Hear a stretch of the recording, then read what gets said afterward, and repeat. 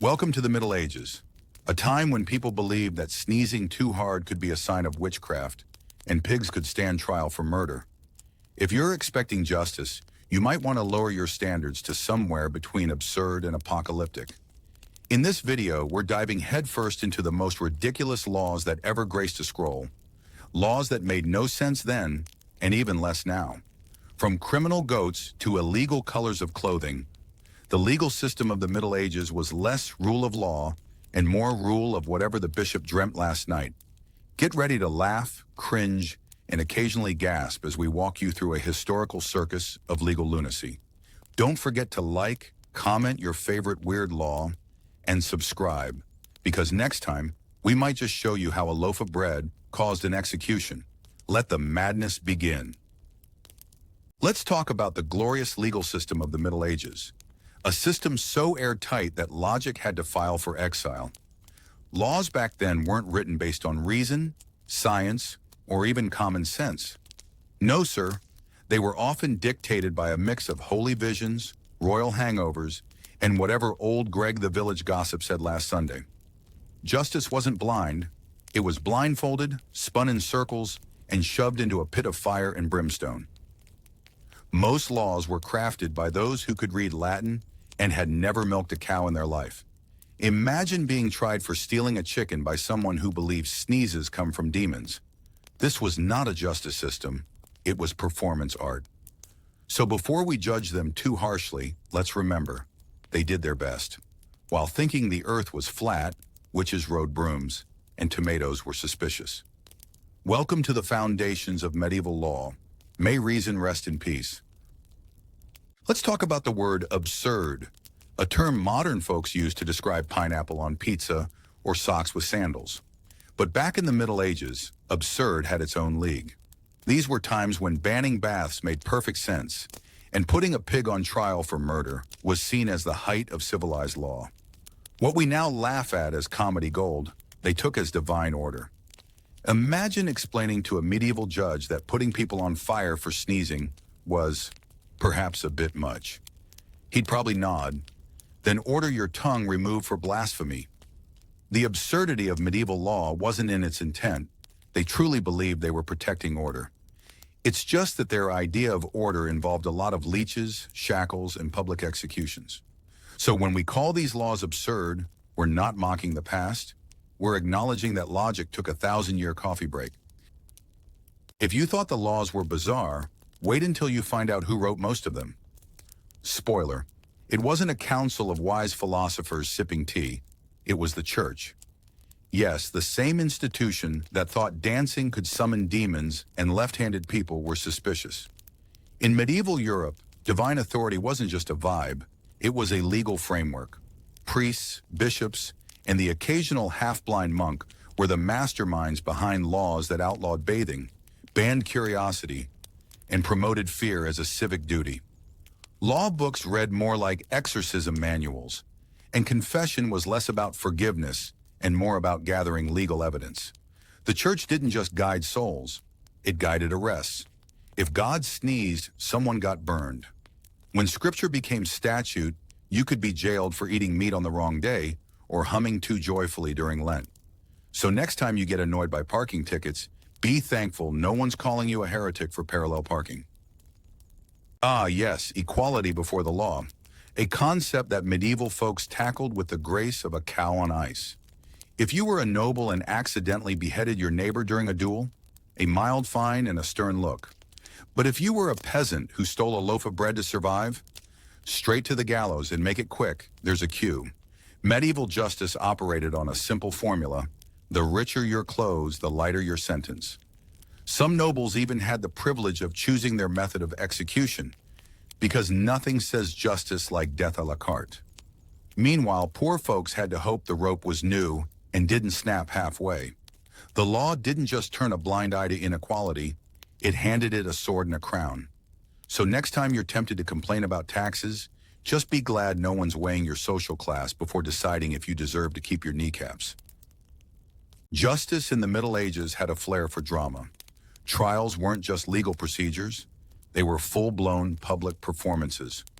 Picture this: A man tied to a post in the town square, surrounded by a cheering crowd munching on roasted chestnuts, as the town crier reads aloud his crime in theatrical Latin. The punishment wasn't just about correcting wrongdoings.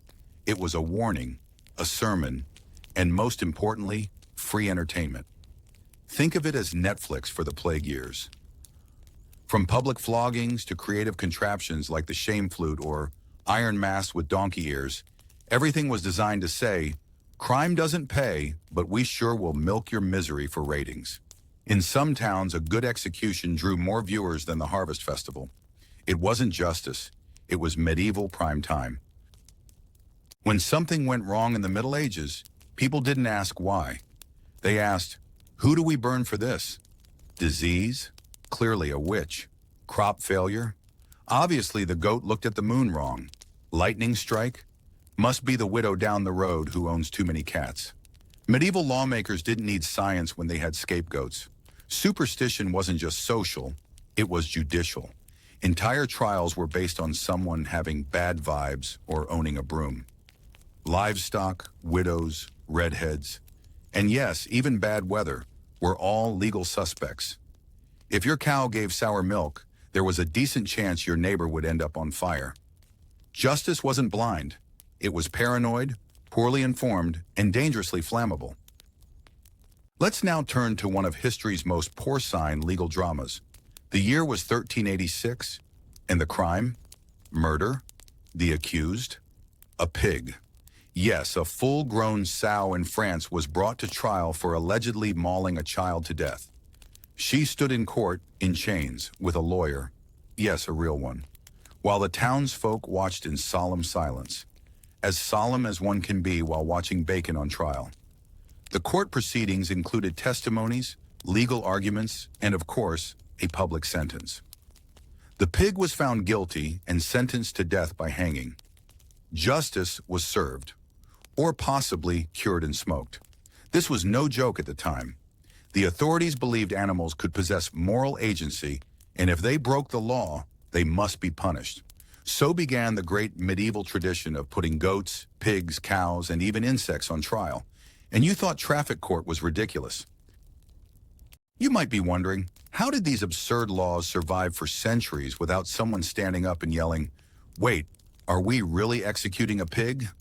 The answer is simple. Fear and ignorance make excellent babysitters. In a world where most people couldn't read, books were chained to walls and priests were treated like walking Wi-Fi routers to God. Questioning authority was as risky as hugging a cactus on fire. Education was a luxury, and obedience was mandatory. People followed laws not because they understood them, but because they feared the people who did. It's hard to rebel when the only thing you know how to sign is the cross. And when everyone believes lightning strikes are punishment from above, questioning the law becomes heresy. And heresy gets you barbecue-flavored justice. So yes, the laws lasted, because terror has a long shelf life. In the Middle Ages, investigation was a fancy word no one bothered to define. Who needs evidence when you've got gossip? Trials often started with someone saying, I heard she talks to cats, and boom, witch. No fingerprints, no cross-examination, just vibes and pitchforks. If your neighbor didn't like your soup, congratulations. You're now on trial for poisoning half the village. And once accused, your best defense was either dying quickly or crying loudly enough to be entertaining. Judges weren't looking for truth. They were looking for closure, or at least a confession they could scribble into the margins of a Latin manuscript. The court system ran on rumor fuel, with justice delivered faster than a medieval plague, and with just as much logic. Welcome to medieval law enforcement, powered by paranoia, confirmed by hearsay, and concluded with a nice public burning. Efficiency at its most flammable. Medieval laws weren't just rules. They were mirrors. Dark, cracked, and occasionally smeared with goat blood, but mirrors nonetheless. They reflected a society built on fear, superstition, and good old-fashioned favoritism. If you were rich, male, Christian, and preferably wearing a ridiculous hat, the law bent over backward to accommodate your sins. Everyone else? Well, best of luck dodging the stake. Laws targeted the weak, women, peasants, minorities, and anyone whose existence inconvenienced someone richer.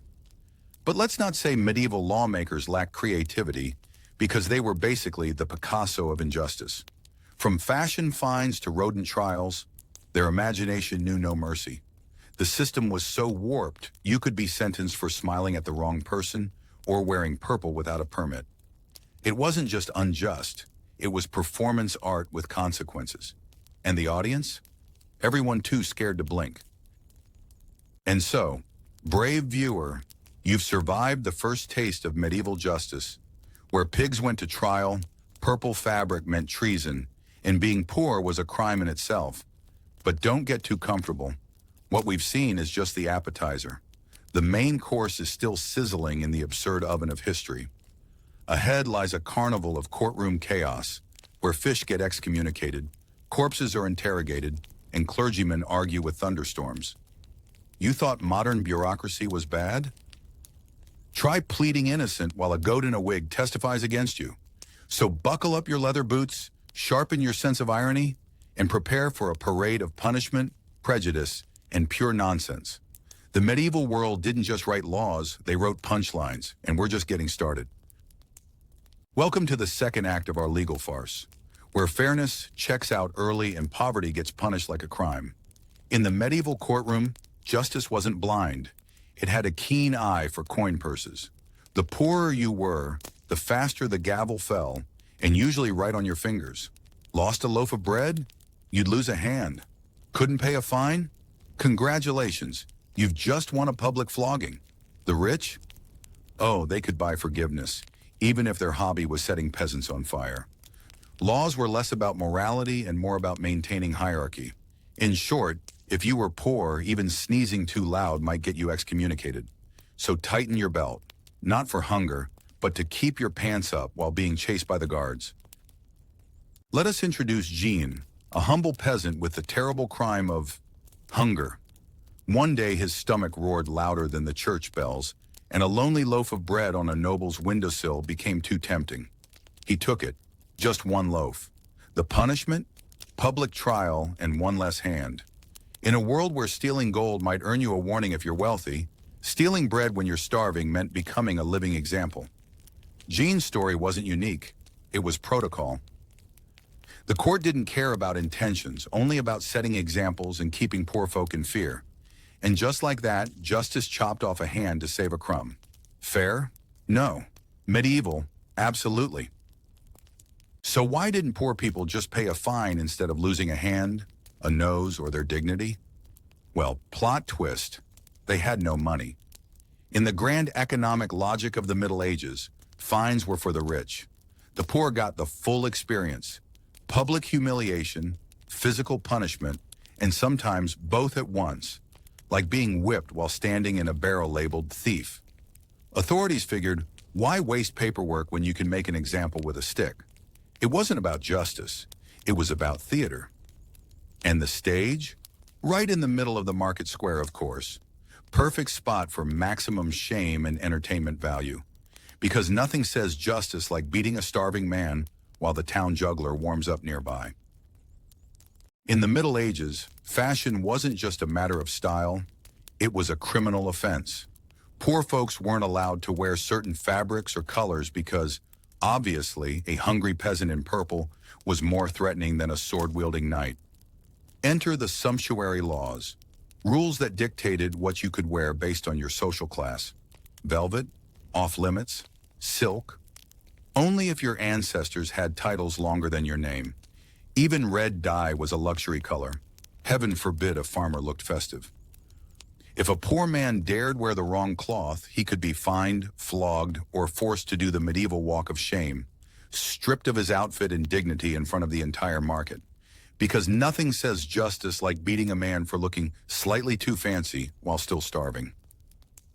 In medieval times, eating meat was not just about satisfying hunger, it was a class privilege.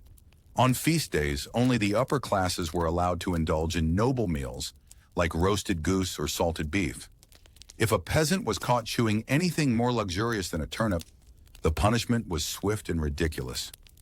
Picture a starving man sneaking a bite of pork on a religious holiday, only to be dragged out of his hovel and whipped in public for culinary arrogance.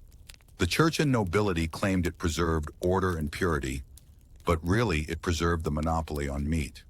So while the Lord gnawed on venison with greasy fingers, the poor could only sniff the aroma and pray their cabbage didn't get them arrested. In medieval times, being homeless wasn't just a misfortune, it was practically illegal. The logic was simple. If you had no roof over your head, clearly you were a threat to society. Vagrants were considered pests, like rats with opinions. Laws allowed towns to kick them out, lock them up, or, why not, sell them into forced labor. Imagine a barefoot man sleeping under a bridge being woken up not by the sun, but by a stick-wielding guard yelling, "You're under arrest for existing." If he protested, he'd be accused of disrupting public peace. If he stayed silent, he'd be accused of loitering. A true lose-lose. The solution? Just magically own land and pay taxes. Easy, right? Because nothing says justice like punishing people for breathing without property. In the great medieval arms race, only nobles were allowed to carry weapons, because clearly, stabbing was a privilege earned by bloodline.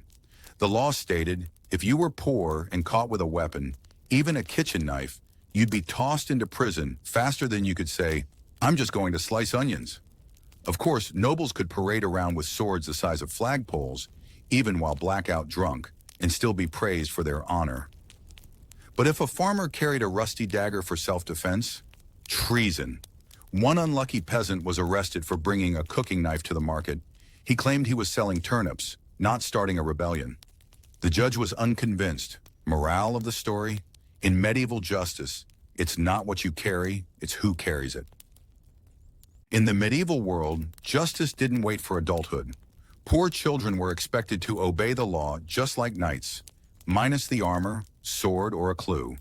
If a hungry 7-year-old dared steal a piece of bread, the solution was simple. Public whipping. A small boy caught snatching an apple, dragged to the town square, tied to a post, and lashed while onlookers nodded in approval, because clearly, discipline builds character.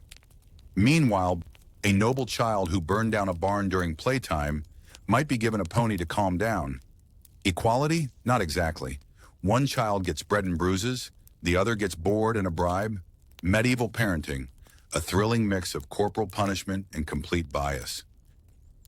Churches in the Middle Ages were supposed to be sanctuaries, but only if your robe cost more than a month's wage and your shoes didn't smell like farm animals. If you were poor and dared to step into a grand cathedral, you'd be met with the full holy wrath of a red-faced priest, an offended choir, and a very enthusiastic guard with a stick. The reason? Your presence defiled the sacred space. Apparently, God liked marble floors, gold chalices, and 0 peasants. Some cathedrals even had signs that might as well have said, "No shirt, no shoes, no silk, no salvation." So if your soul needed saving, but your wallet was empty, better luck next life. In medieval times, simply existing came with a bill. If you were poor, it was called the head tax, or more accurately, the congratulations you're breathing tax. Every peasant, no matter how empty their bowl or how many turnips they could count as assets, had to pay for the privilege of being alive. Couldn't pay? No worries. The kingdom offered a generous alternative, backbreaking labor until you either paid your dues or your spine gave out, whichever came first. While nobles bathed in perfumed oils and debated poetry, peasants debated whether selling their only pair of shoes would be enough to cover this annual celebration of suffering. It was less about revenue, more about reminding the poor. Being poor wasn't just inconvenient, it was illegal. In medieval courts, justice often boiled down to a simple principle: blame the poor guy. When a crime happened and the real culprit was too powerful, too rich, or too well-connected, the solution was to grab some unfortunate peasant and make him the official villain. Did the local lord's hunting party accidentally set a barn on fire? Easy. Arrest the nearest shoeless farmer and accuse him of witchcraft by fire. Trials were more like theatrical plays where the ending was already written, and the accused was there just to provide a tragic performance. It wasn't uncommon for these scapegoats to confess under torture to crimes they didn't even understand. In the Middle Ages, being poor wasn't just unlucky. It was like carrying a sign that said, "Guilty until proven rich." After wandering through the parade of absurd laws and punishments, one has to wonder, was there ever such a thing as justice for the poor in medieval times? Or was the law just a very elaborate script written by the rich, performed on the backs of peasants and enforced by people who had never missed a meal? Imagine trying to explain this legal system to someone today. So you're telling me that being poor was illegal? Yes, and the penalty was often creativity at its cruelest. From chopped off hands to whipped children, from dress code violations to taxes just for existing. Being poor wasn't just hard, it was practically a crime. The only thing more unfair than the laws was the silence that followed them. No protests, no appeals. Just the sound of a coin pouch jingling, far away, in the noble's pocket. Welcome to the Middle Ages, where justice wasn't just blind, it was barking, oinking, and occasionally chewing on furniture. In a time when people believed that sin could infect the soul like lice in a monk's robe, it made perfect sense to them that animals too could commit crimes, and thus began one of history's most bizarre legal traditions, putting animals on trial. Cows were charged with murder, pigs with manslaughter, and rats with organized crop destruction. These weren't jokes. They had judges, prosecutors, even defense attorneys. Picture a pig standing trial while the village gathered to hear its testimony, mostly grunts interpreted very seriously. It sounds absurd now, but for medieval minds it was a way to show that no one, not even a chicken, was above the law. And yes, sentencing could include execution.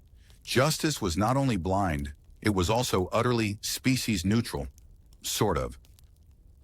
In the year 1386, the sleepy town of Falaise in France hosted one of the most absurd spectacles in legal history, the public execution of a pig. No, not a metaphorical pig, a literal sow accused of murdering a child. The trial was held with all the pomp and seriousness one would expect for a human criminal. There was a judge, a prosecutor, witnesses, and even a defense attorney, though the pig's only real crime was being, well, a pig. To ensure the gravity of justice, the sow was dressed in human clothes before being paraded through town and sentenced to death by hanging. This wasn't satire, this was law. The townsfolk gathered to watch, both horrified and entertained, as if they were witnessing a morality play starring Porky the Felon. This single case wasn't an outlier.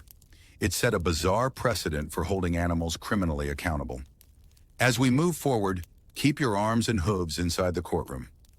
Justice in the Middle Ages was about to get even weirder. In medieval law, equality took a bizarre turn. If a person could be judged for a crime, so could a pig, a cow, or even a goose. Legal doctrine at the time stated that if an animal harmed a human, it had to face the same consequences as a criminal. A pig that bit a child, trial and possible execution. A horse that kicked someone, off to court. This wasn't some strange carnival performance. It was written law. They believed animals possessed moral agency and thus legal accountability.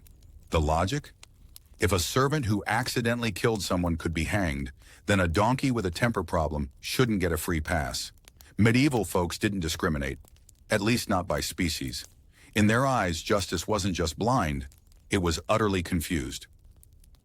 If pigs could be judged for murder, then mice surely couldn't get away with vandalism, at least not in medieval Europe. Believe it or not, rats were sued for destroying crops and spreading disease. Entire legal proceedings were held, complete with lawyers, court summons, and verdicts. In one surreal case, a town issued an official eviction order to a colony of rats, kindly requesting that they leave the village, or else. Of course, the rats didn't show up in court. Their lawyer, a real human, argued that the journey was too dangerous due to all the cats. The judge, baffled but committed to fairness, rescheduled. Yes, rats got more court empathy than some peasants. Somewhere between justice and farce, this was law at its most theatrical. When crops failed, it was easier to blame whiskers than weather. In the bizarre theater of medieval justice, even bugs got their day in court. Yes, real lawyers defended beetles, caterpillars, and weevils, accused of crimes like eating crops or infesting Holy Land. One historical document describes a lawyer passionately defending a group of insects, arguing they had a divine right to exist, just like humans. The trial went on for days. The courtroom, packed with angry farmers and confused clergy, listened as the lawyer cited scripture, nature, and even ancient philosophy to prove that the bugs weren't criminals, just misunderstood vegetarians. The judge didn't seem entirely convinced, but the proceedings were allowed to continue. The prosecution demanded mass extermination, while the defense requested relocation to unoccupied fields. Only in the Middle Ages could a beetle need a lawyer and a priest to prove it wasn't evil. In the annals of medieval court drama, nothing tops the infamous trial of a cow accused of murder. The charge? Fatally goring her owner during what witnesses claimed was a disagreement over milking technique. The courtroom was packed. Peasants, priests, and one very confused cow. The prosecution painted her as a vicious beast with a history of aggression. The defense countered she was provoked, overworked, and underfed. Eyewitnesses took the stand, dramatically reenacting the fatal goring using a hay dummy and some very theatrical mooing. The judge, torn between justice and common sense, ordered a retrial. But alas, the cow was found guilty and sentenced to death by hanging. Yes, they built a gallows for a cow. It was a scene that perfectly captured the logic of the time. When in doubt, try the livestock. By this point, the Middle Ages had clearly entered their animal court drama era. Donkeys, dogs, chickens, you name it, they had their day in court. A donkey accused of kicking a monk during morning prayer? Guilty. A rooster blamed for crowing at the wrong hour, thus disrupting a funeral? Sentenced to exile. Yes, the chicken was banished. Dogs? Regular visitors to the dock, often charged with biting nobles, or worse, looking at them the wrong way. But the question that lingers like an overripe cheese, did medieval people actually believe animals understood guilt? Or were these bizarre trials just society's legal version of punching a wall? Either way, they made sure the paperwork was pristine, the punishments dramatic, and the absurdity absolute. When animals were found guilty in medieval courts, the punishments weren't just symbolic. They were horrifyingly real. A pig sentenced to death, hung in the town square, a dog accused of murder, publicly beheaded. Even chickens weren't spared. Some were burned alive for laying eggs on Sundays because clearly that was the devil's scheduling. These weren't isolated incidents. They were legal procedures, complete with paperwork, witnesses, and judges who probably had better things to do, like wondering why they just gave a death sentence to a goose. The Middle Ages truly believed in equal punishment for all species, even if some couldn't speak in their defense. If you ever doubted humanity's creativity and cruelty, just remember, somewhere a group of monks solemnly watched a cow get executed for accidental manslaughter. In the medieval logic of one for all, justice didn't stop at individual guilt. If one pig in the herd committed a crime, say biting a nobleman's baby toe, it wasn't just that pig on trial. No, the entire herd got a group booking to hell. Whole families of swine were rounded up, chained, and ceremonially condemned to fiery death, just in case the bad behavior was contagious. Imagine a courtroom where the judge solemnly announces, all 27 pigs are sentenced to death by fire for one pig's misdemeanor. It's like punishing every guest at a party because one of them stole the cheese. Except the party is a pen, the guests are pigs, and the punishment is medieval barbecue. Clearly, collective punishment wasn't invented by school teachers. It was perfected by pig prosecutors.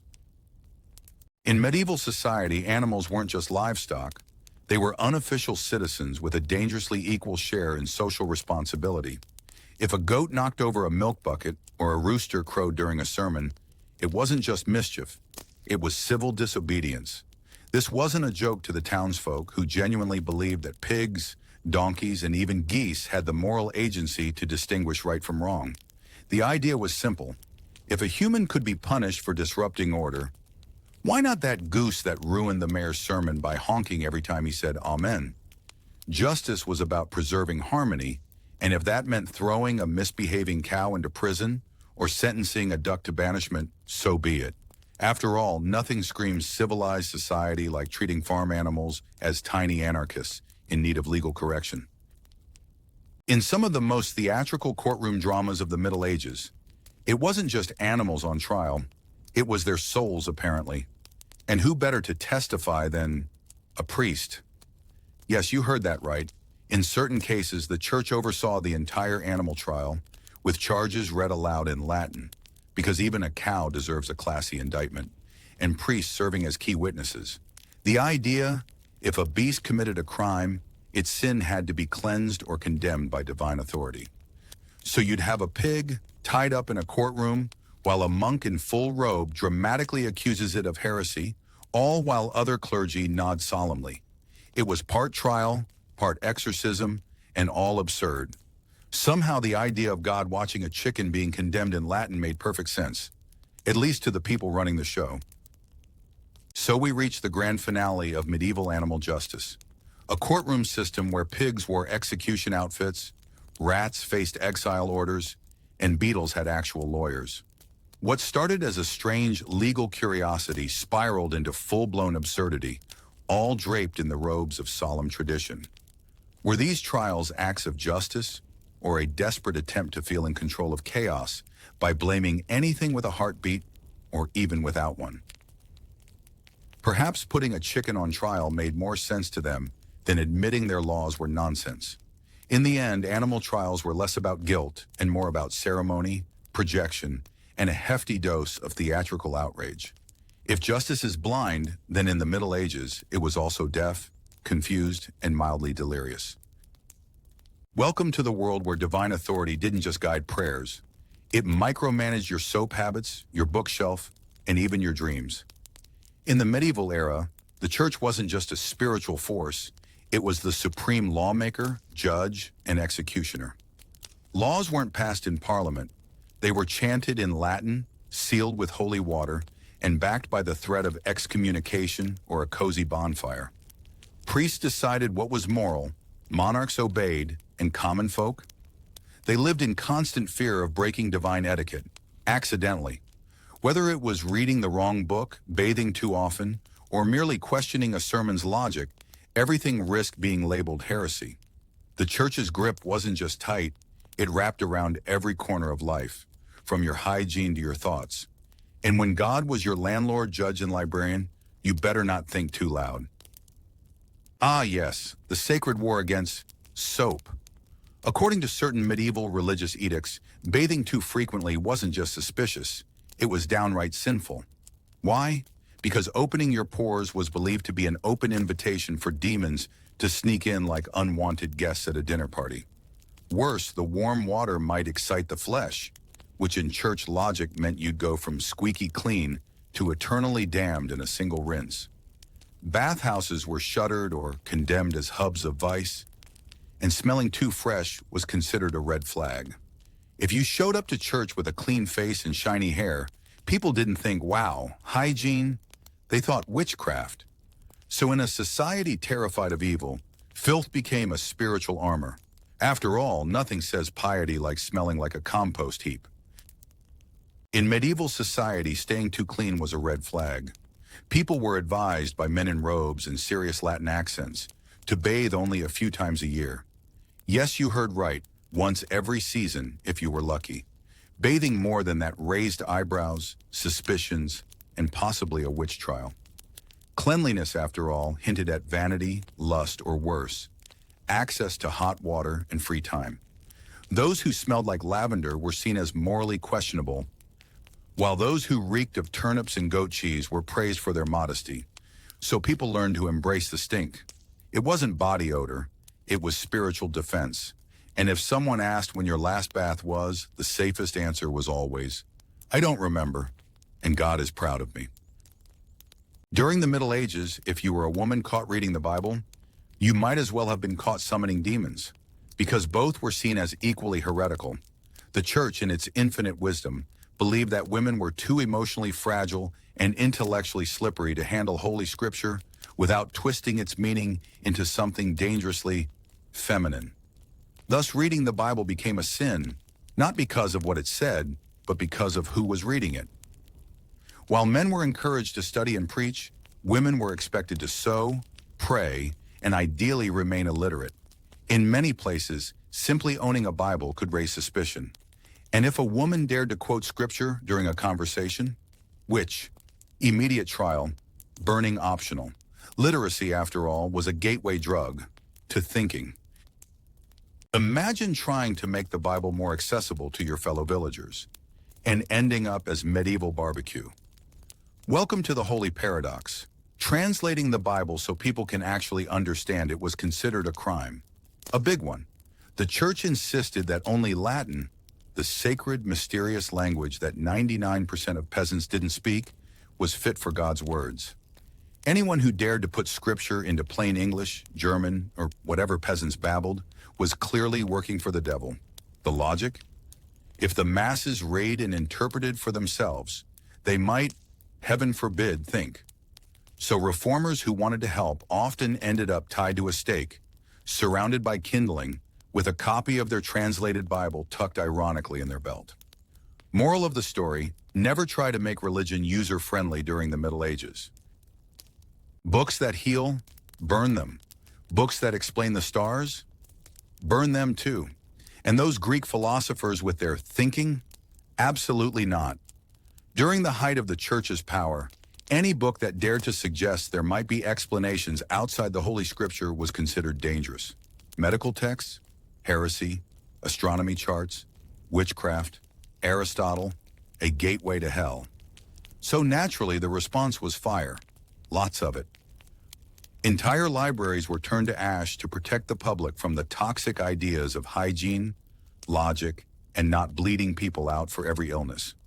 Monks dutifully tossed scrolls into the flames while quoting scripture, as if Socrates had personally insulted God's beard. Thus, generations lost access to ancient knowledge, all in the name of piety. If it wasn't divinely approved, it wasn't just wrong, it was combustible. In medieval times, if you dared to heal someone without wearing a cassock and chanting in Latin, congratulations, you were either a heretic or a witch. Herbalists, demonic botanists, midwives, Satan's doulas. Even if a villager cured a fever with peppermint tea, the church might see it as a spiritual offense against God's favorite cure, prayer and patience, preferably until death. The logic was simple. Only the clergy had the divine hotline to health. Everyone else, back off and let the fever purify the soul. As a result, people started hiding their remedies like criminals, grinding herbs in basements and whispering healing tips like secret code, because nothing screams evil like a grandma with a chamomile recipe. In a world where you needed divine permission just to touch a corpse, welcome to the Middle Ages. Imagine grandma passed away, and before saying goodbye, you had to sprint to the church, bow, beg, and maybe throw in a donation, because only the church could approve body touching.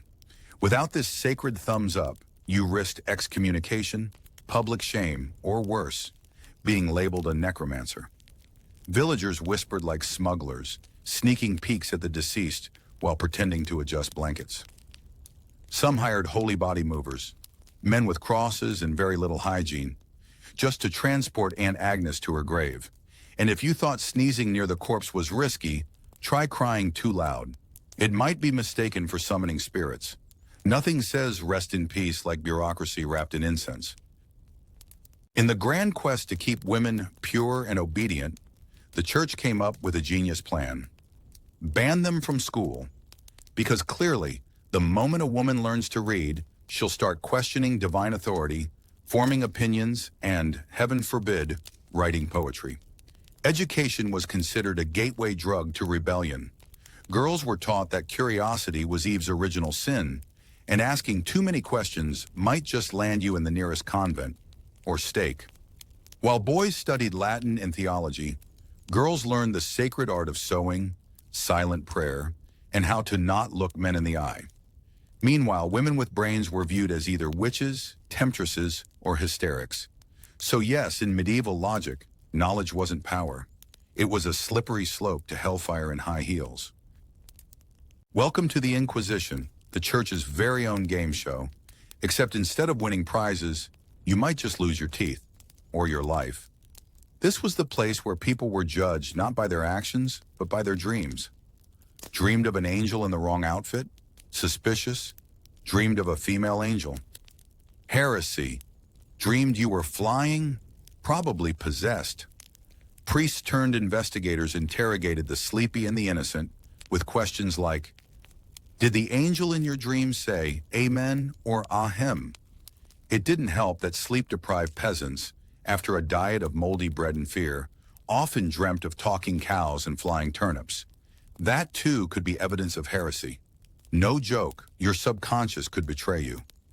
So people started pretending they didn't dream, which was hard, especially when they fell asleep during sermons and accidentally mumbled, hallelujah, in their sleep. Oops, off to trial. In the grand hall of medieval justice, a new crime was born. Passive heresy. What was it, you ask?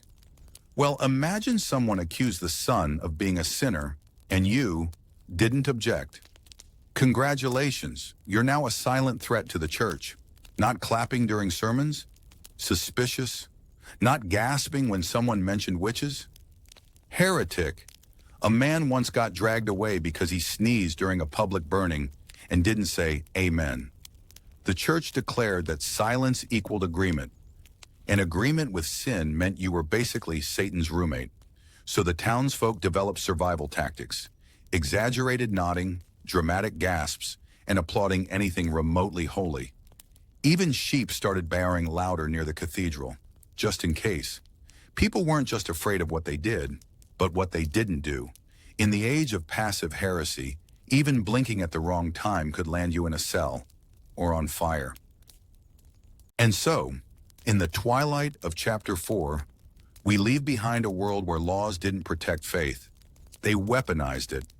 Imagine a place where taking a bath too often was scandalous, reading a book could send you to the stake, and silence was as loud as heresy. In such a world, fear wasn't just a feeling, it was an institution. People no longer whispered doubts or asked questions. Instead, they perfected the art of looking holy, thinking holy, and most importantly, shutting up on cue. The church didn't need to read your mind. It only needed to see your face twitch during a sermon. Thought crime was real, and thinking differently was the ultimate sin. Thus, laws became chains, rituals became performances, and salvation looked suspiciously like submission. And in this grand theater of holiness, the scariest thing wasn't damnation. It was accidentally raising your eyebrow at the wrong verse. Once upon a time in the Middle Ages, love was not a fairy tale. It was a legally binding trap wrapped in holy parchment. Forget roses and serenades. Back then, falling in love without permission could get you fined, whipped, or married against your will, and not necessarily in that order. Marriage wasn't about heartbeats, it was about land, lineage, and lawful paperwork. Want to kiss someone? Better check with the local priest. Want to propose? Prepare 2 witnesses, a goat as dowry, and perhaps a judge. Romance was such a tangled mess of laws that even Cupid would need a lawyer.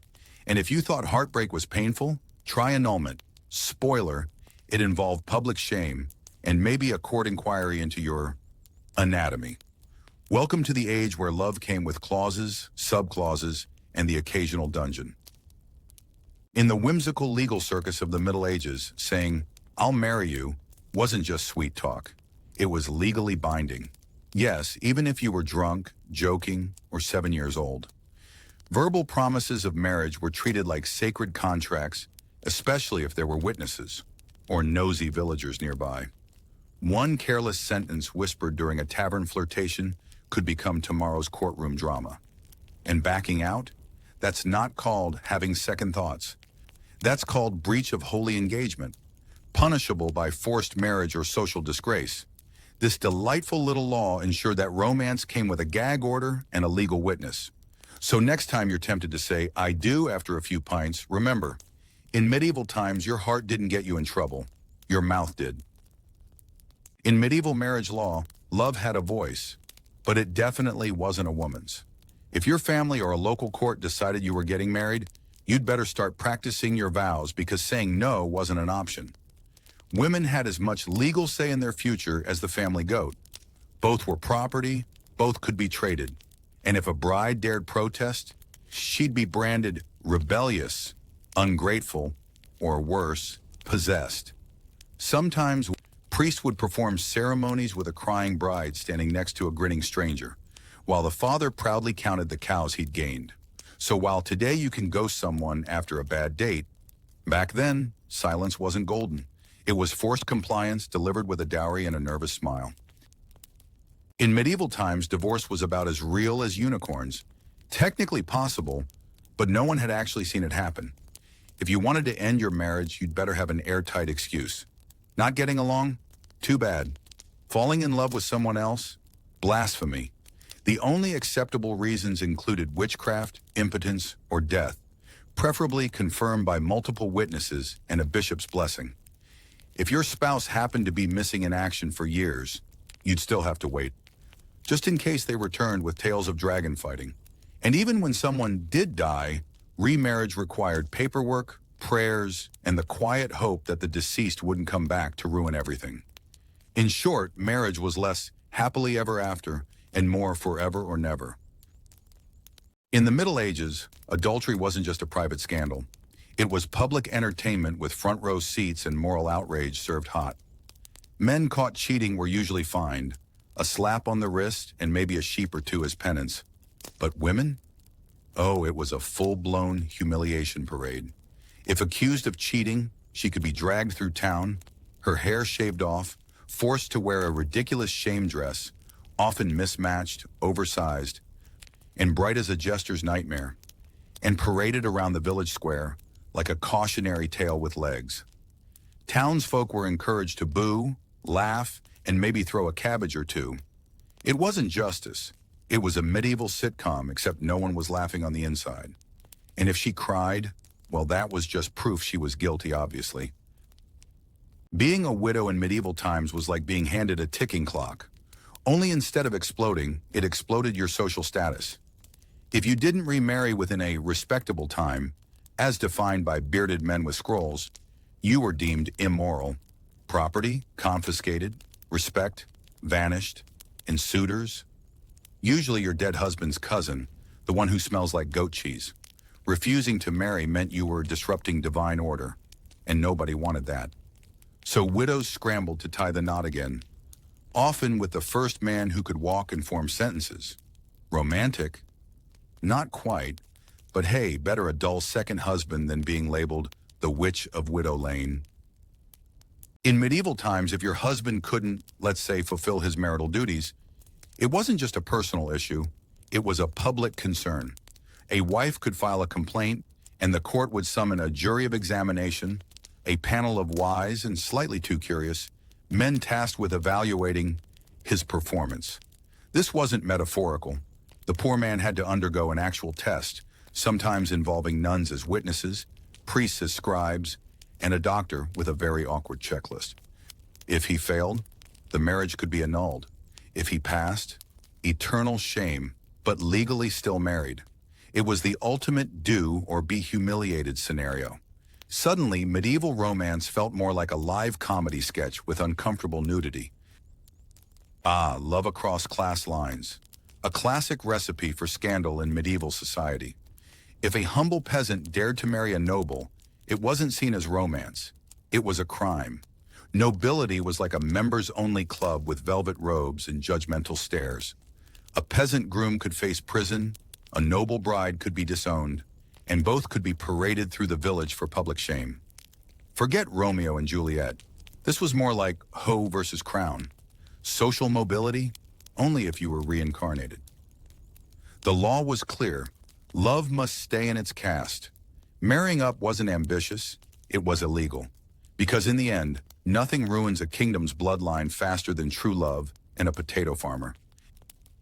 In medieval times, keeping your love a secret wasn't just dramatic, it was downright illegal. Couples who dated without reporting their romantic status to the authorities could be fined for unseemly clandestine behavior. That's right, If you didn't officially declare your crush, you were basically a criminal. Picture two lovers sneaking glances behind the haystack, only to be caught by the village snitch who moonlights as a romance inspector. Forget privacy, your relationship needed paperwork. And if you were caught, prepare for public shaming, a fine, or being forced to get married immediately, because nothing says true love like a legally mandated wedding under duress. In medieval times, love was rarely invited to weddings. Politics and land deals usually stole the spotlight. From royal palaces to peasant huts, marriage was often a strategic trade, not a romantic choice. You might wake up one morning engaged to a person you've never met because your father wanted 3 goats and a patch of barley. Princes married princesses to end wars, while farmers married strangers to combine chicken flocks. Saying no wasn't an option. It was treason against family unity. So if you were dreaming of soulmates, forget it. Your soulmate was probably some stranger with nice livestock and a generous dowry. In the Middle Ages, not all weddings were valid. There were rules, rituals, and of course, bureaucracy. A wedding without a priest was just a party with bad wine.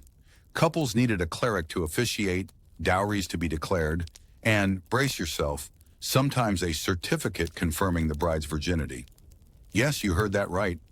Some poor scribe had to write up an official parchment stating, in decorative medieval Latin, that the bride's purity was verified, like some horrible Yelp review. Without all these boxes checked, the marriage could be annulled, and you'd go from happily ever after to legally irrelevant overnight. And so, in the grand theater of medieval love, there were no roses, no serenades, just scrolls, judges, and an ever-lurking fear of being legally shackled for life. Love wasn't a feeling, it was paperwork. From forced confessions to priest-approved vows, from dowry audits to public shaming rituals.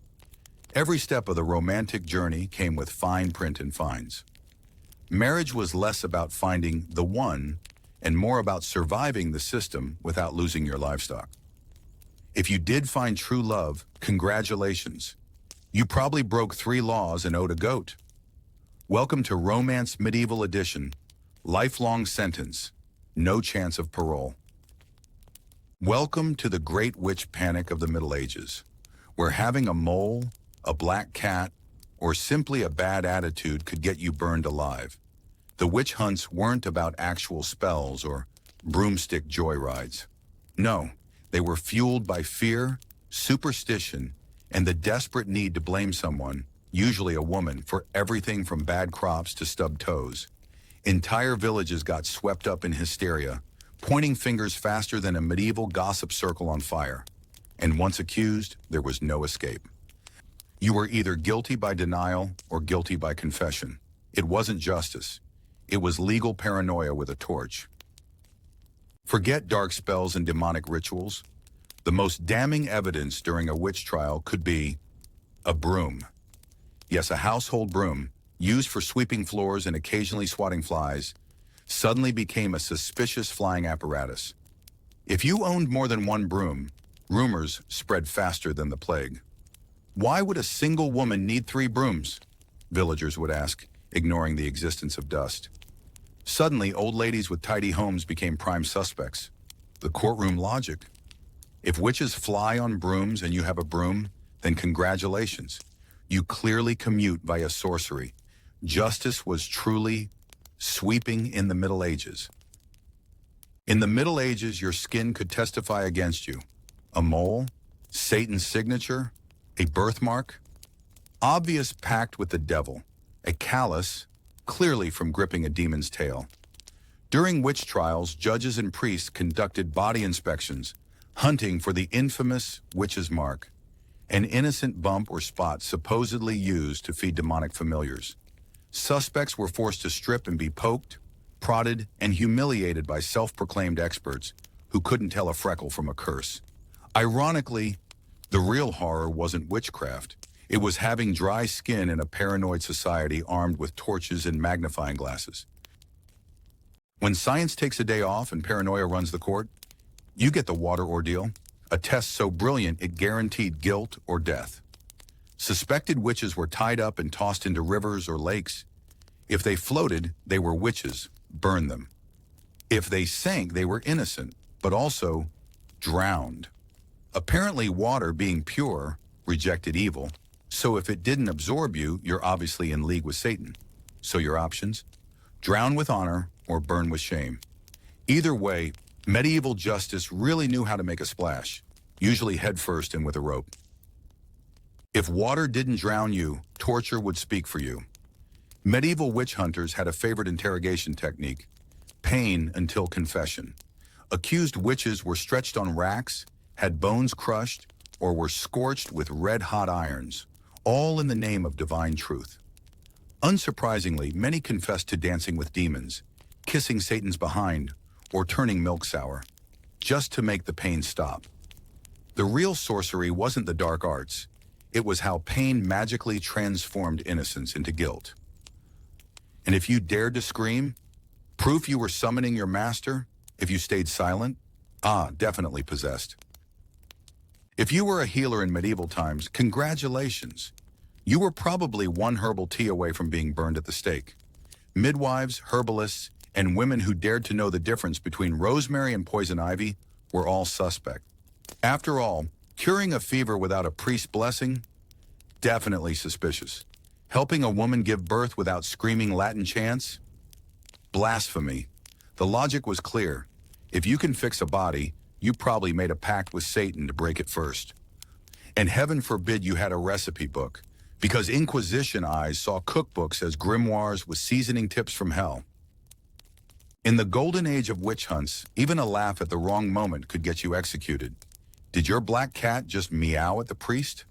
Witch. Are those herbs drying on your windowsill? Sorcery. And heaven forbid you giggled during a funeral. Clearly you were casting a spell on the corpse. In a world where suspicion was more contagious than the plague, people were constantly one awkward chuckle away from getting roasted. Cats, plants, and an ill-timed smirk, the unholy trinity. The only safe option was to look sad, sneeze quietly, and hide your oregano like it's contraband. In medieval times, minding your own business wasn't just frowned upon, it was punishable. If your village suspected someone of witchcraft and you didn't report it, congratulations. You were now officially part of the coven. Didn't see your neighbor fly on a broom? Doesn't matter. You should have looked harder. The law demanded not just paranoia, but enthusiastic paranoia. One town crier away from mass hysteria, entire villages would throw each other under the ox cart just to avoid suspicion. Better to betray grandma than be seen feeding her herbal tea. Because in this twisted logic, silence wasn't golden. It was demonic. Revenge has never been so legally endorsed. In the witch hunt era, if a woman rejected a man's advances, congratulations, she just became the village sorceress. Argued over property boundaries? Clearly she's using dark magic to claim extra land. Caught gossiping behind someone's back? That's obviously a spell of envy. The justice system became the ultimate petty weapon. No need for evidence, just bad vibes and a grudge. Spiteful neighbors could summon the legal system with nothing more than a dirty look and a creative accusation. In this world, breaking a heart or winning a land dispute was as dangerous as summoning the devil. In medieval witch trials, logic packed its bags and fled the courtroom. If you claimed innocence, that was suspicious. Only a witch would try to hide the truth. But if you confessed? Aha, proof you're a witch. Heads you burn, tails you still burn. Judges nodded solemnly while scribes wrote down guilty before the trial even began. Witnesses offered tales of flying goats and cursed bread, and nobody batted an eye. The burden of proof was replaced by the burden of gossip. And the more dramatic the accusation, the faster the firewood was stacked. It wasn't justice, it was theater, with a tragic ending. Justice in medieval witch trials often ended with a bonfire, and not the festive kind. Burning at the stake was the go-to punishment for witches, offering a double feature: soul purification and a public spectacle. Town squares turned into theaters where entire families gathered, popcorn optional, to watch evil go up in flames. The accused stood tied to wood piles, often drugged or gagged, while priests prayed and executioners checked the wind direction. It wasn't about guilt or innocence. It was a performance dressed as justice. And for those watching, just another Saturday's entertainment in the name of holy fire. So, after all the broomsticks, black cats, and boiling accusations, what truly summoned the flames wasn't witchcraft. It was fear. A fear so strong it needed laws to justify paranoia, a crowd to chant approval, and firewood to silence dissent. The real magic was how ignorance could become law, and superstition could become execution protocol. No potions, no spells, just a society convinced that screaming louder made you righteous. In the end, the greatest evil wasn't conjured in cauldrons, but codified in parchment and enforced with torches. And the witches? Most of them were just unlucky women with hobbies, and neighbors with grudges. Welcome to the medieval job market, where having skills was never enough.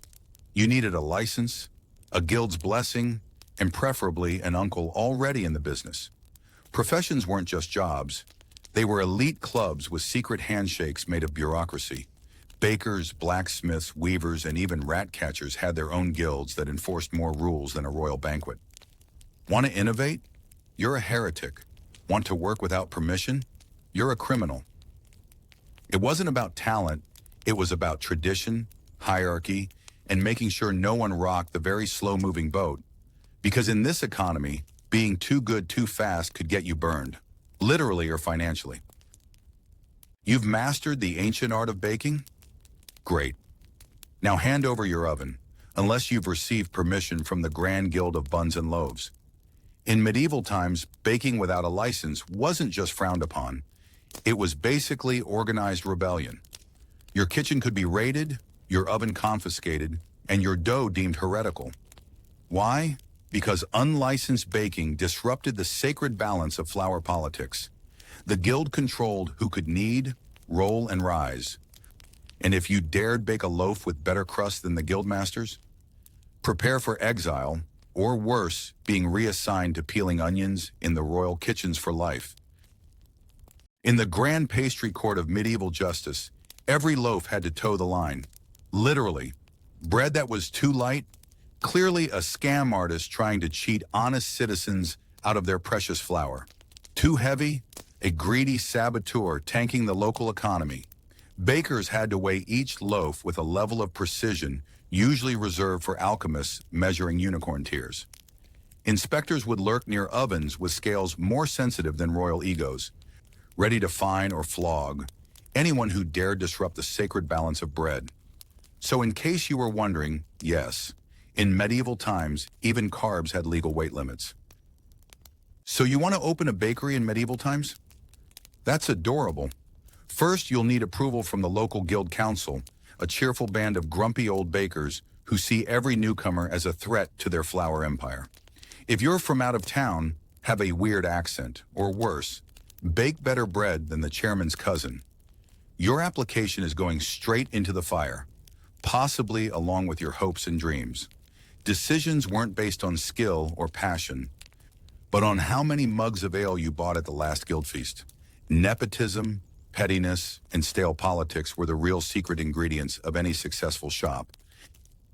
So you thought being a blacksmith or carpenter in medieval times meant freedom to craft and create?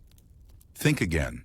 Every hammer swing and wood shaving was subject to strict guild regulations. Made your sword half an inch too long? That's heresy. Carved a chair leg with the wrong spiral? Prepare for a public scolding and a fine the size of a goat. Used oak instead of the officially approved ashwood? You monster. Guilds had more rules than a royal banquet had spoons. And breaking even one could get you kicked out, fined, or worse, forced to attend a 12-hour lecture on the sacred geometry of table legs. So, you're a woman in medieval times, and you happen to be great with a loom, a needle, or, heaven forbid, a blacksmith's hammer? Congratulations. You're officially a threat to the moral fabric of society. Because according to the guilds, women lack the moral integrity required to work with sharp objects, fire, or anything more dangerous than a rolling pin. Even if you were better than the town's top craftsman, you were still expected to stay home, smile sweetly, and perfect your embroidery, Unless, of course, you were a widow. Then and only then could you inherit your husband's workshop, as long as you didn't dare improve anything. Want to be a doctor in medieval times? First, check your pants.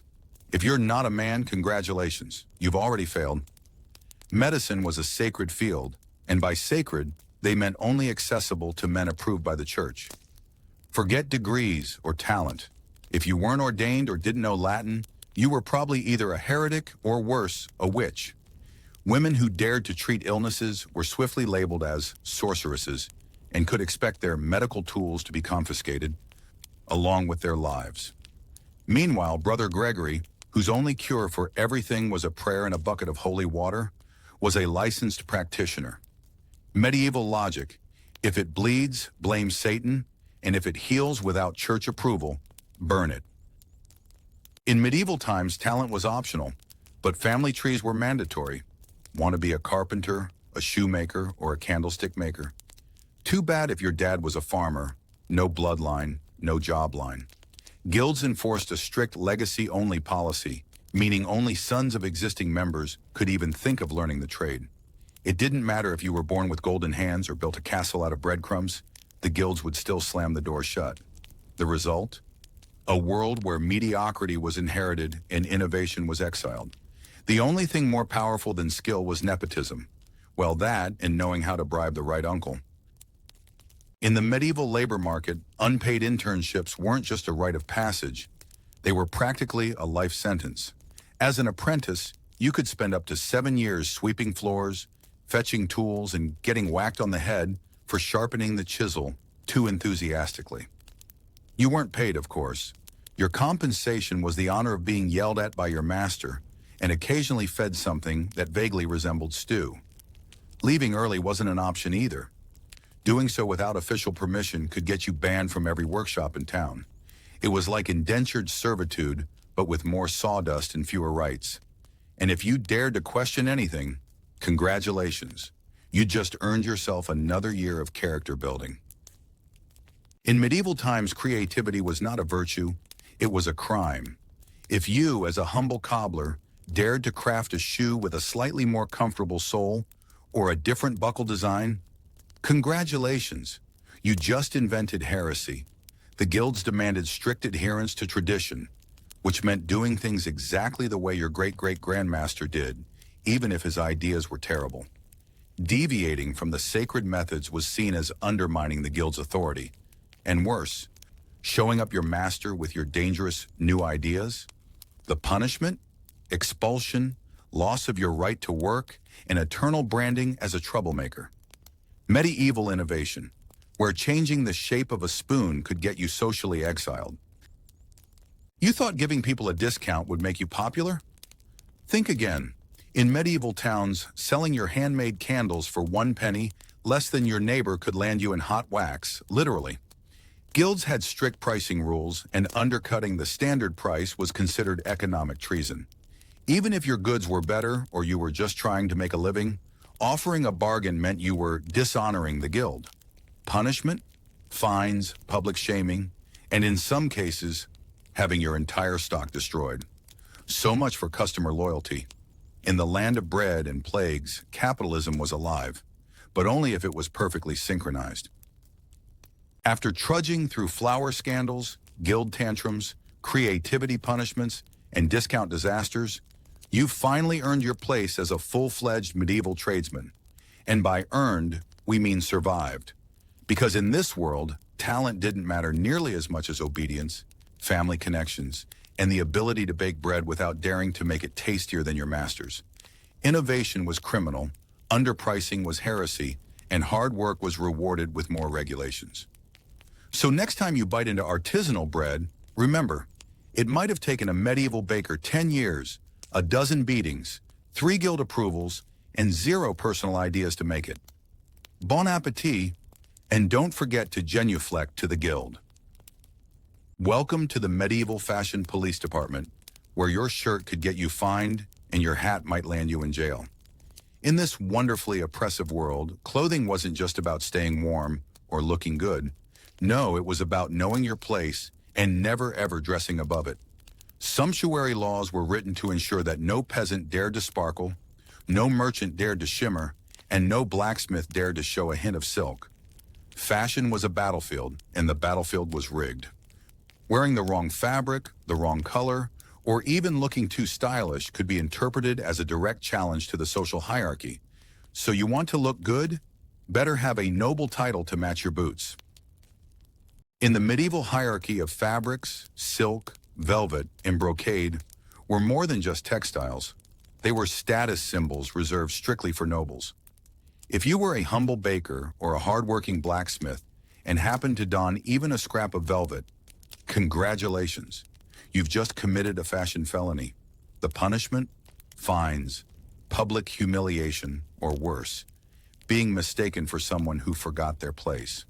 These laws were designed to prevent the lower orders from dressing above their station, because apparently if you looked rich, the whole feudal system might collapse. So remember, if you're not titled, your tunic better be as itchy and uninspired as your social mobility. In medieval times, purple wasn't just a color, it was a declaration of divine authority. Reserved exclusively for royalty and a few blessed nobles, wearing purple without a title was akin to committing treason with fabric. So if a lowly tailor accidentally stitched a plum-colored sleeve, they could find themselves in front of the court, explaining how they dared to offend the gods of fashion. The logic? Purple dye was rare and expensive. So clearly, only those with divine rights could wear it. Never mind your intentions. Wearing purple meant you were trying to fake your way into the royal family. And the punishment? Anything from a fine to public shaming, because nothing says justice like humiliating someone for liking lavender. In the medieval fashion police handbook, peasants and craftsmen had one clear rule: no patterns allowed. Floral print? Too distracting. Stripes? Visually aggressive. Embroidered vines?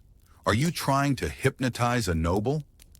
These poor souls were expected to dress like the background of a faded tapestry. Plain, dull, and thoroughly uninteresting. The logic? Patterned clothes were a privilege of the elite. Workers in the field or at the forge didn't need to look fancy. After all, beauty might distract them from their God-given duty to suffer quietly. So if you were a blacksmith who dared wear a tunic with a decorative hem, expect a fine and a very unimpressed lord wagging his finger at your fashion-forward rebellion. In medieval times, even sex workers had a dress code. Yes, bureaucracy never sleeps. Prostitutes were legally required to wear loud, flashy clothing or specific headgear so that decent townsfolk wouldn't accidentally mistake them for respectable women. Imagine being forced to wear a crimson dress and a giant feathered hat just to run errands. The idea was clear. If you're selling pleasure, you must dress like a walking warning sign. Too dull? You could get fined. Too elegant? You risked social deception charges. Ironically, these laws turned the town square into a fashion battlefield, where prostitutes were the most eye-catching, while noble ladies blended into the background. Sometimes even the town guards couldn't tell who was who, leading to awkward arrests and some very confused husbands. In the Middle Ages, feathered hats were more than a fashion statement. They were a social landmine. Only nobles could legally strut around with feathers in their caps. Everyone else? Forbidden. Because clearly, a goose plume was the last barrier between civilization and chaos. If a humble baker or ambitious blacksmith dared to accessorize with even a single bird fluff, they risked fines, confiscation, or worse, public humiliation in the town square. The logic? Feathers symbolize status, and letting commoners wear them might confuse the heavens. So peasants were forced to wear drab, featherless hats, essentially woolly helmets of shame. Ironically, the birds didn't care who wore their feathers. But the nobles? Oh, they cared. A lot. Being rich but not noble in medieval times was like having a sports car, but no license. Look impressive, get punished. Successful merchants, despite their gold coins and velvet curtains, were strictly forbidden from dressing like the aristocracy. Silk tunics? Nope. Bejeweled shoes? Absolutely not. These poor rich folks had to play dress down just to avoid fines. Imagine a man worth more than the local baron, forced to wear potato-colored wool and pretend he couldn't afford soap. The goal? To prevent confusion between those born into privilege and those who earned it, because clearly nothing is more dangerous than a self-made man looking fabulous. In the Middle Ages, even your pants could get you in trouble. A new wave of trouser terrorism spread across towns. Tight-fitting hose that hugged every curve was declared a menace to morality. Officials were horrified. Priests clutched their rosaries. Tailors cried in despair as their finest cuts were outlawed. The law decreed that pants too tight were a public offense. Too lewd, too sinful, too anatomically accurate. Some men were forced to walk in potato sacks just to avoid scandal. Meanwhile, the real crime wasn't indecency. It was daring to have calves worth noticing. In short, fashion crimes had never been so snug. In medieval fashion court, women walked a dangerous line between too plain and too enchanting.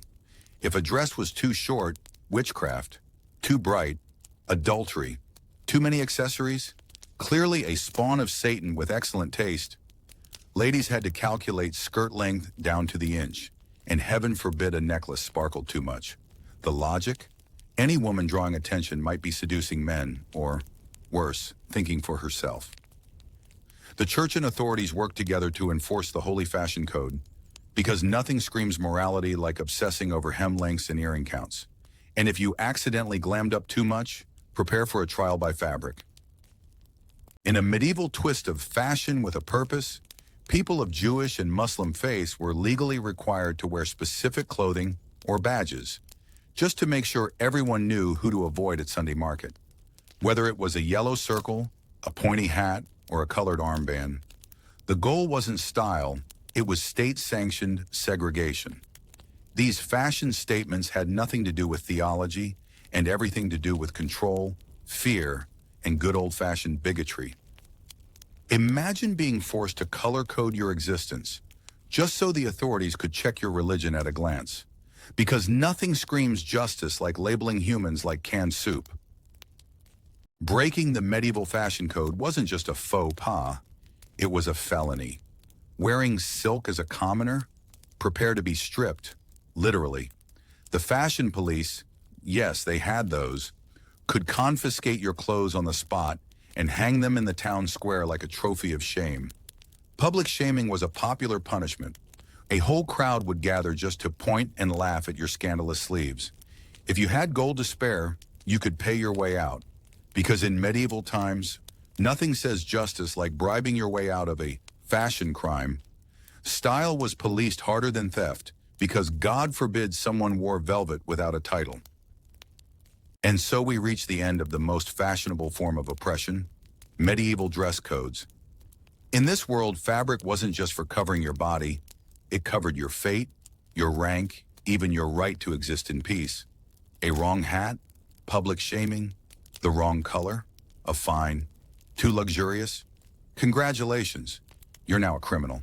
The ruling class used clothes like shackles, silky, embroidered, and thoroughly unfair. Behind every dull woolen tunic was a law book thicker than the Bible and twice as judgy. You weren't just dressing for the weather, you were dressing for survival. Because in the Middle Ages, fashion didn't express personality, it enforced hierarchy. And that, dear viewers, is why a belt could get you beheaded. Welcome to the medieval justice system, where fairness was optional, but public pain was mandatory. In this bloody chapter of history, the idea of deterrence was taken quite literally. If a punishment didn't make you scream, cry, and reconsider your existence, was it really effective? From chopping hands to roasting heretics, punishments were less about correction and more about putting on a show. Executions were community events. Popcorn not included, but jeering was mandatory. Justice wasn't blind. It was bloodthirsty, theatrical, and had a disturbing flair for creativity. This was a time when even a minor crime could earn you a starring role in the town's most brutal performance. Welcome to justice medieval style. Painful, public, and profoundly petty. In medieval times, if your stomach grumbled and you dared to steal a loaf of bread, congratulations. You might soon be short one hand. Theft, especially by the poor, was met with swift and theatrical punishment.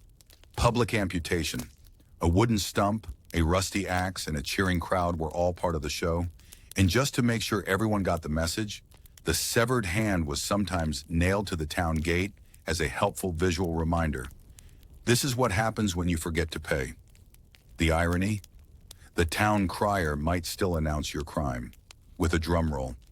Justice in the Middle Ages wasn't just blind, it was armed with a blade and a flair for street decor. In the Middle Ages, some punishments were so creative they belonged more in horror novels than law books. One such crowd favorite was the hanging iron cage. If you committed a crime deemed deserving prolonged embarrassment and sunstroke, you were locked inside a human-sized metal cage and hoisted high in the town square. Rain or shine, bird poop or fly swarms, you stayed put. No food, no water, and absolutely no privacy. Passers-by might toss a rotten tomato or their lunch. The sentence lasted until either you confessed your sins, repented, or, well, expired. Medieval justice had a flair for drama, and nothing screamed public deterrent like a rotting body swinging gently above the market stalls. Medieval justice didn't just stop at chopping off hands. It loved a bit of theater. Enter the breaking wheel, a device so charming it made even hardened executioners wince. The convicted would be tied spread eagle to a massive wooden wheel. Then came the real fun. A burly man with a metal rod would smash each limb, one bone at a time, following a meticulous pattern: arm, leg, because symmetry matters, even in torture. Sometimes they'd weave the mangled limbs through the spokes, just for flair. The wheel was then hoisted up like a nightmarish windmill, spinning in the breeze, proudly displaying the contorted body. A brutal warning to the townsfolk. Steal a loaf of bread, and you might end up as twisted as your dinner plans. If you thought medieval justice had reached its peak with the bone-breaking wheel, think again. Enter public burning. Originally reserved for witches, it quickly became a one-size-fits-all solution for heretics, blasphemers, and anyone who dared to think a bit too independently. Got an unpopular opinion? Congratulations, you're now kindling. The ceremony was meticulously staged, firewood stacked like it was a BBQ event, and the crowd gathered as if it were a festival. Sometimes, they even charged admission. The accused, often gagged, can't have them ruining the mood with logic, was tied to a wooden stake and set ablaze while local authorities nodded approvingly. A fiery reminder that in medieval times, free speech came with a lighter and a match. Just when you thought medieval punishments couldn't get any hotter, introducing the red-hot iron helmet. Imagine having your head forcefully hugged by a metal cap that's been roasting over a fire like a cursed cooking pot. This wasn't a quick execution. It was a slow roast tragedy. The victim, usually accused of treason or heresy, or just looking suspicious, would be strapped down while the blazing helmet was lowered onto their head. Screams followed, hair caught fire, skin bubbled. And somewhere, a local judge probably nodded in approval and scribbled "justice served" in medieval Latin, as if grilling people like sausages was the epitome of social order. Move over, fashion icons. This was the hottest headwear of the century. In the medieval justice system, public humiliation wasn't just a side dish, it was the main course. Enter the shame pillar, the town's favorite open mic event for rotten vegetables. The convicted, often a petty thief or someone who said the wrong thing about the wrong noble, would be chained to a stone post in the market square. Their sentence? Becoming a human target.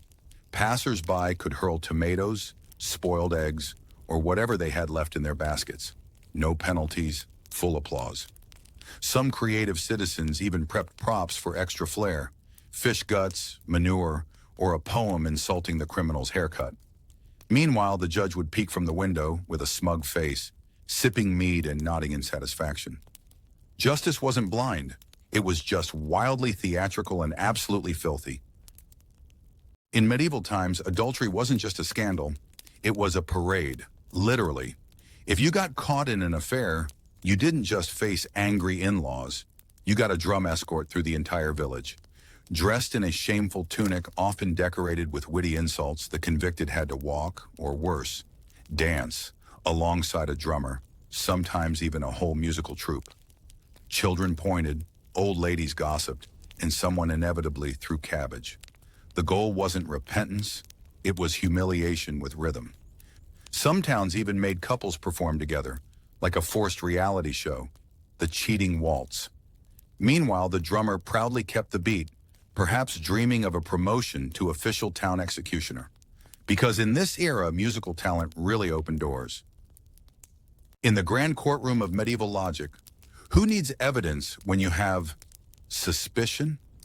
Welcome to the torture-friendly era, where if someone even looked at you funny, they might end up in an iron clamp. Interrogations were more like medieval game shows. Will he confess before or after we crush his thumbs? Popular tools included the iron boot, for crushing feet, breast rippers, self-explanatory and horrifying, and good old-fashioned nails under the fingernails. Truth was optional, confession was mandatory, and if the victim didn't talk, no problem. They'd just turn up the pain dial. It wasn't about justice. It was about theatrics with bonus screams. The courtroom was basically a dungeon with legal paperwork, and the judge? Often just the guy with the best poker face and the biggest hammer. In medieval times, crying during your punishment wasn't a sign of remorse. It was considered rude. Yes, if you dared to sob while being publicly whipped, burned, or nailed, the authorities might interpret it as ungrateful behavior. Apparently, real criminals were expected to suffer in silence, like polite dinner guests choking on poisoned wine. Some towns even posted signs, no crying, moaning, or begging aloud. Violators will be punished more. So imagine the poor guy being flogged, trying to hold back tears while villagers cheer and chickens peck his toes. If a single sob slipped out, bam, extra lashes. Justice wasn't blind, it just hated noise. In medieval justice, even objects weren't safe from punishment. If a baker's oven produced bread that was too small or underweight, the entire oven could be publicly destroyed as an accomplice to fraud. Imagine a crowd cheering as town officials smash a brick oven with hammers while the baker sobs beside it. Sometimes they even held a mock trial for the oven. This oven conspired to cheat the townsfolk. Verdict, guilty. Sentence, total demolition. The baker usually got off with a fine or some stocks, but the poor oven? Zero appeal, no chance of parole, and definitely no lawyer. Medieval law truly believed, if you can't scare people, scare their kitchen appliances. And so we close this chapter of medieval justice, a parade of punishments soaked in blood, iron, and public humiliation. It wasn't about reform or fairness, it was about fear. The fear of having your hand chopped for stealing bread. The fear of being roasted alive just for thinking differently. The fear of being chained to a stone while strangers pelted you with yesterday's breakfast. Justice was a spectacle, and the townspeople, an enthusiastic audience, munching apples while someone's bones got shattered on a wheel. In a time where silence was suspicious and even ovens could be punished, the only real crime was getting caught. Sleep tight, dear viewer, and may your bread never be underweight. Welcome to the final act of this medieval legal circus. Let's take a breath and revisit the surreal journey we've just survived. Animals dragged to court, brooms burned for witchcraft, people punished for wearing the wrong fabric, or worse, for taking too many baths. A world where soap was suspicious and silence was incriminating. We've traveled through dungeons of absurdity, over moats of madness, and passed laws so ridiculous, they make modern bureaucracy look like a utopia. But hey, if you made it this far without being arrested for sneezing during a holy procession, congratulations. You're tougher than half the villagers back then. After all the bizarre laws we've seen, punishments for pet frogs, soap bans, and anti-broom ordinances, one question echoes through history like a squeaky medieval door hinge. Why? Why did people create such ridiculous rules? Was it fear? Superstition? Power-hungry nobles needing a hobby? Or maybe, just maybe, because humans are occasionally allergic to logic. Imagine a council of robed men debating for hours whether left-handedness is a sign of witchcraft while ignoring the actual famine outside. It wasn't just about justice. It was about control, spectacle, and sometimes pure nonsense dressed in official parchment. The scary part? They thought it all made perfect sense. You start wondering, how did these absurd laws even survive for centuries? Simple. The ones making the laws were the only ones who could read them. In a world where literacy was a luxury and legal knowledge was more mysterious than alchemy, the common folks stood no chance. Nobles and clergy, wrapped in velvet and entitlement, ruled from behind ink-stained scrolls, while peasants could barely spell their own name, assuming they even had one. Questioning a law was like trying to debate gravity with a falling anvil. So the nonsense thrived. If the law said your cow owes taxes, you paid. If your sneeze offended a bishop, you repented. Welcome to the silent tyranny of ignorance. You know what's funny? The longer something absurd exists, the more normal it starts to feel. Take the medieval law that banned women from eating spicy food because apparently it inflamed passions. Laughable now, but it lasted for generations. Why? Because once a rule is written, people start accepting it. Then they enforce it. Then they punish others for not following it. Before you know it, absurdity becomes tradition. It's the medieval version of, we've always done it this way. So yes, a law can be nonsense and still become a golden standard. Proof that all it takes is time, repetition, and a society too tired or terrified to question it. Here's a fun fact. Some of those medieval laws didn't exactly die. They just put on modern clothes and got rebranded. Take clothing regulations, for example. Back then, peasants weren't allowed to wear silk because apparently shiny fabric gave them delusions of grandeur. Today, try showing up to a luxury club in flip-flops and watch the bouncer enforce the unspoken modern version. Occupational licenses? In the past, you needed royal permission to bake bread. Now, you need 10 permits, a background check, and maybe a blood sample just to open a taco stand. And let's not even talk about gender laws. Still alive, just better dressed. Turns out nonsense has a long shelf life if you slap a legal stamp on it. We like to think we've evolved, that we've left behind the days of judging witches by their swimming skills or sentencing pigs to death. But peek into today's courtrooms or policy debates, and you might spot a few medieval shadows doing the moonwalk. Laws banning dancing in small towns? Check. Bizarre licensing requirements for lemonade stands? Still here. And let's not even begin with the legalese spaghetti that makes reading a contract feel like casting a spell. Yes, we've upgraded from torches to touchscreen tablets, but sometimes the logic didn't get the update. Future historians might look at our laws and wonder, they punished people for feeding the homeless? Yup. So before we laugh too hard at the past, maybe take a deep breath and hide the hoverboard. Some of the most tragic comedies in history weren't staged in theaters, but in courtrooms. Imagine being accused of witchcraft because your neighbor's cow tripped and the judge takes it seriously, or being tortured until you confess to talking to the devil just because you spoke Latin. These weren't just dark fairy tales. They were real. Medieval justice often skipped the parts about evidence, logic, or even common sense. Many were condemned based on gossip, dreams, or the shape of a birthmark. These miscarriages of justice weren't just mistakes. They were systematic, ritualized, and often celebrated as God's will. If nothing else, they remind us why due process, evidence, and human rights aren't just bureaucratic red tape. They're the hard-earned shields against history repeating itself, preferably without the pitchforks. Absurd laws don't just appear out of thin air. They're snapshots of human fear, culture, and ignorance at a particular moment in time. Why outlaw bathing? Because people thought water carried disease into the body.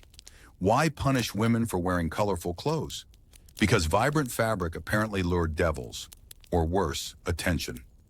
Every ridiculous law, in its twisted way, reveals the era's insecurities. Fear of the unknown, paranoia of rebellion, obsession with order, and an unhealthy fixation on morality. Laws were mirrors, albeit funhouse mirrors, reflecting not just who ruled, but what they feared. And much like medieval barbers who thought bloodletting cured everything, lawmakers genuinely believed they were helping. Well, helping someone, usually not the accused. So while we laugh at these rules now, remember, they were deadly serious then. The best thing about looking back at ridiculous laws? Learning from them, or at the very least laughing before making the same mistake again, with a modern twist. Medieval people banned dancing, punished witches, and fined folks for wearing the wrong color. And we? Well, we fine people for parking an inch off the line, or ban books because someone somewhere got offended. Progress? Maybe. But history is like a sarcastic tutor. It shows us how stupid we were, so we can be slightly less stupid now. If a society never reflects on its past nonsense, it risks creating new nonsense with better grammar. So let's take the absurdity of the past not as pure mockery, but as a guide, so that next time we screw up, at least it'll be original. The history of law is not just a dusty timeline of rules. It's a bumpy roller coaster from pitch-black nonsense to faintly lit common sense. For every ridiculous law that sentenced a pig to death or banned garlic on Tuesdays, humanity learned a lesson, usually the hard way. These absurdities, while laughable now, were once taken dead seriously, often literally. But every absurd verdict, every superstitious trial, every law carved out of fear or ignorance nudged us forward, like slipping on banana peels toward enlightenment. Painful? Absolutely.